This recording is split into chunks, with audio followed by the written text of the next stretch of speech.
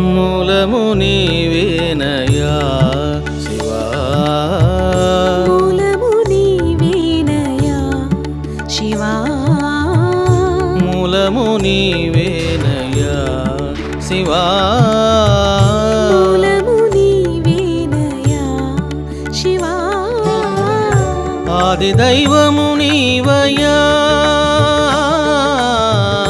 ఆది దైవము నీవయ్యా,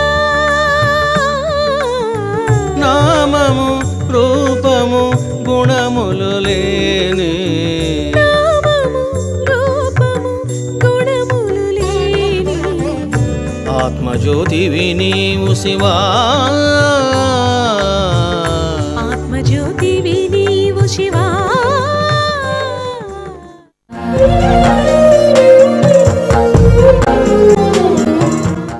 ఆనందముతో బ్రహ్మదేవుడు వచ్చాడు విష్ణువు దగ్గరకు. విష్ణుదేవా, చూశావా, నేనే గొప్పవాడిని. ఈ మహాస్తంభం యొక్క అంతాన్ని నేను చూసి వచ్చాను, నీవు చూడలేకపోయినావు. నేను ఈ మహాస్తంభం యొక్క టాపును చూశాను అన్నదానికి నిదర్శనము, సాక్ష్యము ఈ మొగలి పువ్వే. నీవు ప్రశ్నించు అన్నాడు బ్రహ్మదేవుడు. ఇప్పుడు విష్ణువు అడిగాడు, ఇదంతా యథార్థమేనా అని. మొగలి పువ్వు అబద్ధాన్ని చెప్పడం జరిగింది. ఎప్పుడైతే బ్రహ్మదేవుడు అలా అన్నప్పుడు మొగలి పువ్వు నిజమే అని సమాధానం ఇచ్చిందో, సాక్ష్యం ఇచ్చిందో, వెంటనే విష్ణువు బ్రహ్మ యొక్క పాదాలపై పడ్డాడు. షోడశోపచారాలతో పూజ కూడా చేయడం జరిగింది విష్ణువు బ్రహ్మదేవుడికి. చూశారా? చిన్నమాయను పెద్దమాయ, పెద్దమాయను పెనుమాయ, మమ మాయా దురత్సయ అన్నది శాస్త్రం. నా మాయ దాట సఖ్యముగానటువంటిది. ఇక్కడ ఎవరు పొరపాటు పడుతున్నారు, ఎవరు మిస్టేక్స్ చేస్తున్నారు అని అంటే, ఈ సృష్టిని ఎవరైతే చేశారో బ్రహ్మ విష్ణువు ఇద్దరు కూడా మిస్టేక్స్ చేస్తూ ఉన్నారు. చూడండి, ఎప్పుడైతే ఈ విధంగా జరిగిందో, విష్ణువు ఎప్పుడైతే షోడశోపచారాలతో పూజించాడో, బ్రహ్మదేవుడు విర్రవీగాడో, అప్పుడు చూడండి ఆ యొక్క మహా అగ్ని స్తంభములో నుంచి ఈ యొక్క సదాశివుడు ఆవిర్భవించడం జరిగింది. ఆ సుదినమే శివరాత్రి.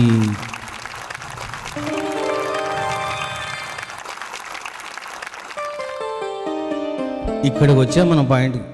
ఎప్పుడైతే ఈ విధంగా జరిగిందో, విష్ణువు బ్రహ్మదేవుడికి పూజలు చేస్తూ ఉన్నాడో, చూడండి వెంటనే సదాశివుడు ఆవిర్భవించాడు. ఎప్పుడైతే ఆవిర్భవించాడో వెంటనే విష్ణువుకు పట్టినటువంటి ఆ యొక్క యోగ మాయ తప్పుకున్నది. వెంటనే అంతా కూడా తనకు అర్థమైపోయింది. ఒకనాడు నన్ను జన్మింపజేసినవాడు, నాకు నామకరణం చేసినవాడు. చూశారా? మాయ అంటే ఇంత ఉంటుంది, చిన్న విషయం కాదు మాయ అంటే. ఎప్పుడైతే సదాశివుని యొక్క దర్శనం కలిగిందో విష్ణువుకు సత్యం ఏమిటో తెలిసిపోయింది. వెంటనే విష్ణువు ఇలా చెప్పడం జరిగింది, ఆద్యంతహీన వపుసి త్వయిమోహ బుద్ధ్యా. చూశారా? మహాదేవా, మోహబుద్ధ్యాహ. అది మోహబుద్ధి అంటే ఏమిటి? సత్యాన్ని అసత్యంగా చూడడం, అసత్యాన్ని సత్యంగా చూడడం. అది బ్రహ్మదేవుడికి తండ్రి విష్ణువు అన్నది సత్యం. కానీ ఏం జరిగింది అక్కడ? విష్ణువు బ్రహ్మదేవునికి పూజలు చేస్తూ ఉన్నాడు, నీవే గొప్పవాడు అని. నేనే గొప్పవాడిని అన్నాడు విష్ణువు. నాకంటే గొప్పవాడు ఒకడున్నాడు అనే విషయాన్ని విస్మరించాడు. మోహానికి గురైనాడు, మాయకు గురైనాడు విష్ణువు.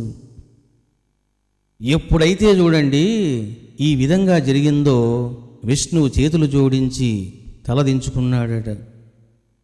బ్రహ్మదేవుడు ఆశ్చర్యంగా చూస్తూ ఉన్నాడు ఏం జరగబోతుంది అని. అప్పుడు చూడండి అద్భుతమైన మాట మాట్లాడతాడు సదాశివుడు. తత్ అజ్ఞానేన వామృతం ఈశమానం మహాద్భుతం. చూడండి బ్యూటిఫుల్ అది. తదు అజ్ఞానేన వాం కృతం, మీరు ఏం చేశారో అది అజ్ఞానంతో కూడినటువంటిది. ఈశమానం మహాద్భుతం, చూశారా, నేనే దేవాది దేవుడిని, నేనే గొప్పవాడిని అని మీరు భావిస్తూ ఉన్నారే, నాకు చాలా ఆశ్చర్యకరంగా ఉన్నది అన్నాడు సదాశివుడు. మహాదేవుడి నుంచి వచ్చారు, తపస్సులు చేశారు, అలాంటి వాళ్ళు కూడా మోహానికి గురవుతున్నారంటే ఇంక మనం ఎంత? దాన్ని ఎవరు కూడా మాటల్లో చెప్పలేరు. కాబట్టి సదాశివుడు అంటున్నాడు తదు అజ్ఞానేన వాం కృతం, మీ యొక్క పనులు అజ్ఞానపూరితంగా ఉన్నాయి. మీరు ఈ విధంగా బిహేవ్ చేయడము, భావించడము, ప్రవర్తించడము ఆశ్చర్యకరంగా ఉన్నదే అని చెప్పి అద్భుతమైనటువంటి రహస్యాన్ని ఓపెన్ చేయడం జరిగింది ఈ యొక్క సదాశివుడు. హంసానందిని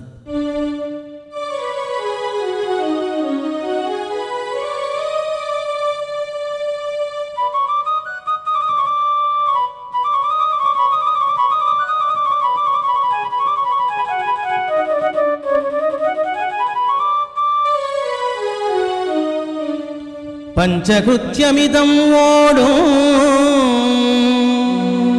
మమాస్తి ముఖ పంచకం యువాభ్యాం తపసా లబ్ధమే తత్ కృత్యద్వయం సుతౌ సృష్టిస్థిత్య విధం భాగ్యం మత్త ప్రీతాదతి ప్రియం. ఆ ఆ ఆ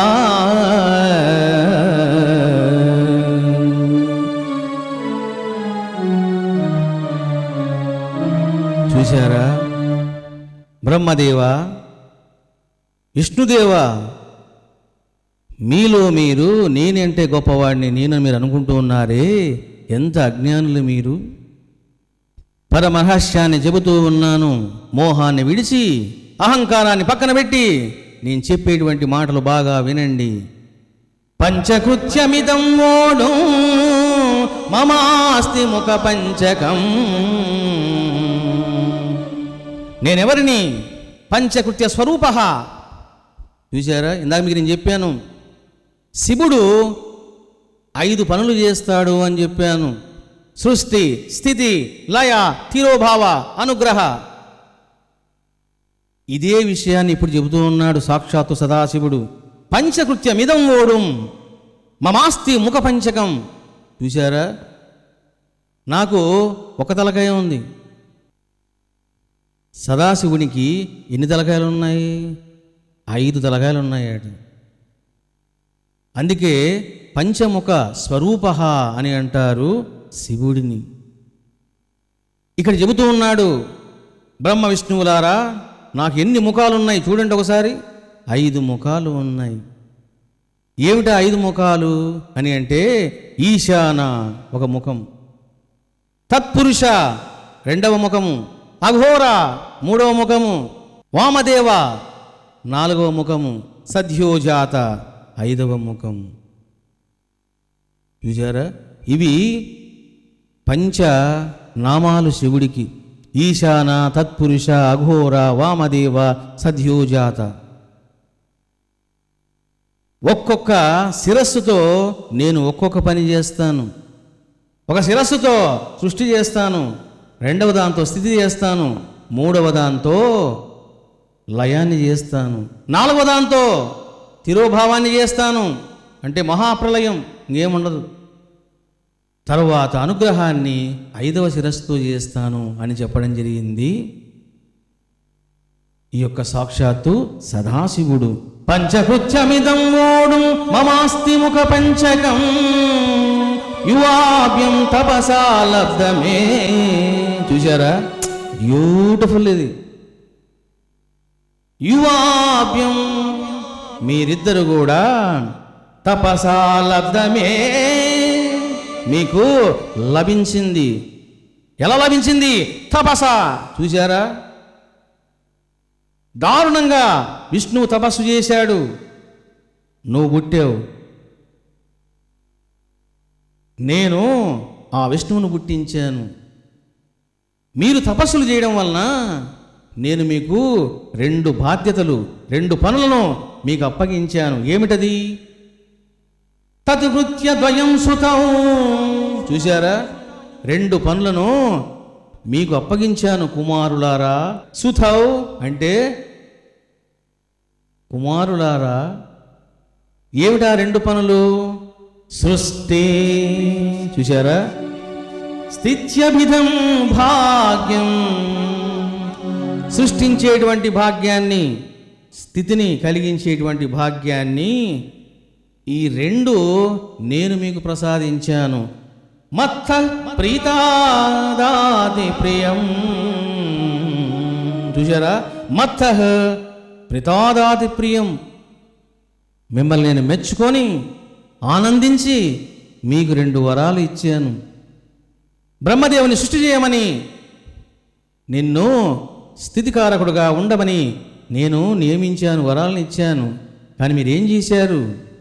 అజ్ఞానముతో మోహముతో యోగ మాయకు లోనై నన్ను మరిచిపోయారు అని సదాశివుడు వాళ్లకు జ్ఞానోదయాన్ని కలిగించడం జరిగింది.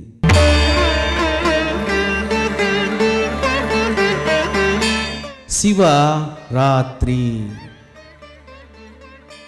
రాత్రి అంటే ఏమిటి? చీకటి. శివ రాత్రి. శివ అంటే మంగళకరమైనటువంటి రాత్రి. అది అంటే వాళ్ళకున్నటువంటి అజ్ఞానాన్ని, మోహాన్ని, యోగ మాయను తొలగించేటువంటి రాత్రియే శివరాత్రి అన్నది నిగూఢమైనటువంటి రహస్యం. సదాశివుడు అద్భుతంగా చెప్పడం జరిగింది. చెబుతూ చెబుతూ ఇంకా డీప్గా వెళ్తాడు సదాశివుడు. ఇక్కడ మీకు రహస్యాలు దొరుకుతాయి. ఇక్కడ మీరు జాగ్రత్తగా అడుగులు వేయాల. ఇందాక నేను మీకు చెప్పాను, రుద్ర, మహేశ్వర, సదాశివ, శివ వేరు అన్నాను. వేరు అంటే ఒకే మూలం నుంచే వచ్చారు, but powers are different, levels are different, responsibilities are different. అందుకే నేను సమానం కాదు అంటున్నాను. ఇలా చెబుతూ సదాశివుడు ఇంకా అంటున్నాడు, తథా రుద్ర మహేశాభ్య మన్యతు. చూశారా, మీకు ఏ విధంగా అయితే నేను సృష్టి చేసేటువంటి స్థితిని కలిగించేటువంటి రెస్పాన్సిబిలిటీస్ని మీకు ప్రసాదించాను, అదే విధంగా తథా. చూశారా, అదే విధముగా రుద్ర మహేశాభ్యమన్యతు. ఇక్కడ 2 వస్తున్నారు. ఇక్కడ రుద్రుడు, మహేశ్వరుడు. చూశారా, ఇక్కడ మీకు శివుడు దొరికిపోతాడు. ఇక్కడ 2 వస్తున్నారు, రుద్రుడు, మహేశ్వరుడు.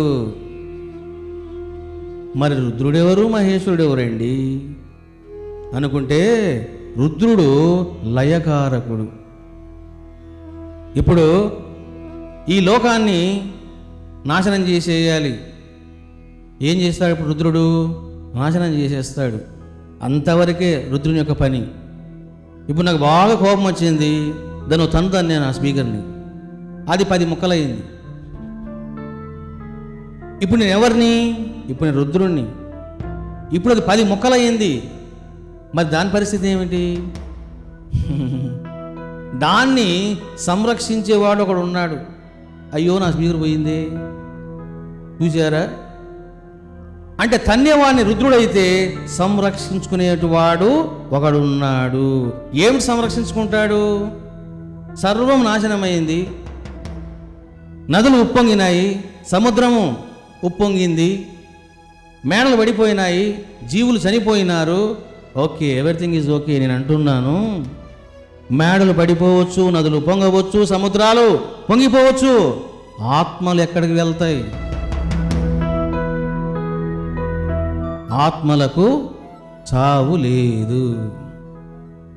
మరి ఈ ఆత్మలు ఎక్కడికి వెళ్తాయి అని అంటే, ఈ ఆత్మలను సంరక్షించేటువంటి మహాదైవమే Maheshwara. This is the secret of philosophy. Open చేస్తున్నా మీకు. కాబట్టి రుద్రుడు వేసి పాడేస్తాడు అంతే, నాశనం చేసేస్తాడు.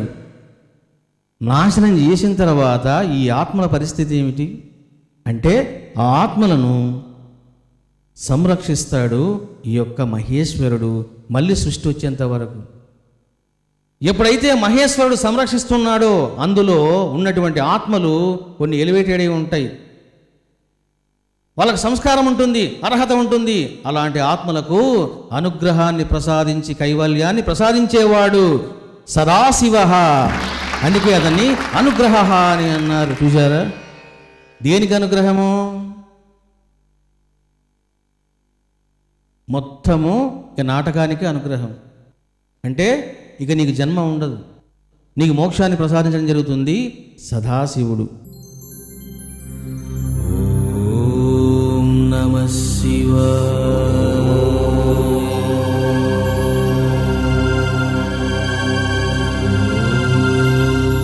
ఓం సాయి శివాయ.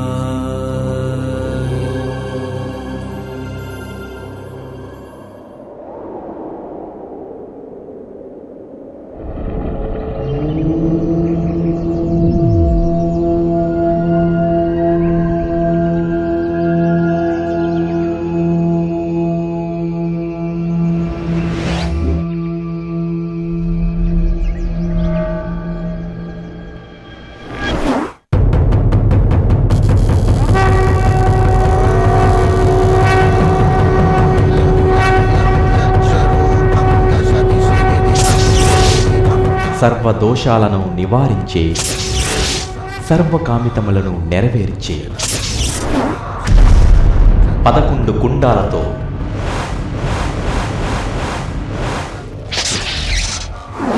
శివశక్తి షిరిడీ సాయి అనుగ్రహ ప్రాప్తి మహాహోమం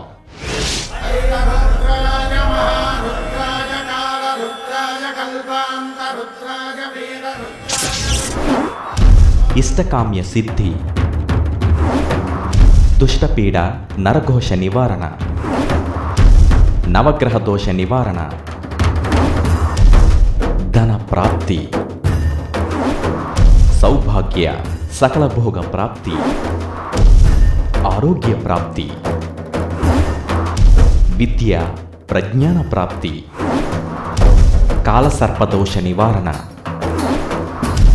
కష్టనష్ట దుఃఖ నివారణ, అష్టైశ్వర్య ప్రాప్తి, బ్రహ్మజ్ఞాన ప్రాప్తి, దైవాపరాధ దోష నివారణ, గురు అపరాధ దోష నివారణ.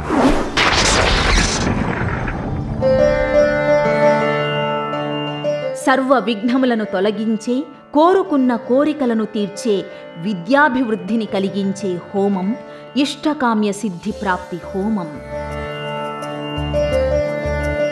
నరఘోషను నివారించే, దుష్ట పీడలను నివారించే, శత్రు పరాజయం కలిగించే, భూత ప్రేత పిశాచ బాధలను తొలగించే హోమం దుష్టపీడ నరఘోష నివారణ హోమం. ఏలినాటి శని దోషమును నివారించే, జాతక దోషాలను నివారించే, నవగ్రహాల అనుగ్రహాన్ని కలిగించే హోమం నవగ్రహ దోష నివారణ హోమం. అపార ధనాన్ని శీఘ్రంగా ప్రసాదించే, వ్యాపార అభివృద్ధిని కలిగించే, ఉద్యోగ ఉన్నతిని కలిగించే, లక్ష్మీదేవి కుబేర అనుగ్రహాన్ని కలిగించే హోమం ధన ప్రాప్తి హోమం. ధర్మార్థ కామ మోక్షములను ప్రసాదించే, పరాశక్తి అనుగ్రహాన్ని కలిగించే, సౌభాగ్యాన్ని సకల భోగాలను ప్రసాదించే హోమం సౌభాగ్య సకల భోగ ప్రాప్తి హోమం. సూర్యానుగ్రహమును ప్రసాదించే, ఆరోగ్యమును ప్రసాదించే, హృద్రోగమును నివారించే, ఆత్మజ్ఞానాన్ని ప్రసాదించే ఆరోగ్య ప్రాప్తి హోమం. సునిశిత మేధా సంపత్తిని ప్రసాదించే, జ్ఞాపక శక్తిని, ప్రజ్ఞానాన్ని ప్రసాదించే, సరస్వతి అనుగ్రహాన్ని ప్రసాదించే, కీర్తి ప్రతిష్టలను కలిగించే హోమం విద్యా ప్రజ్ఞాన ప్రాప్తి హోమం.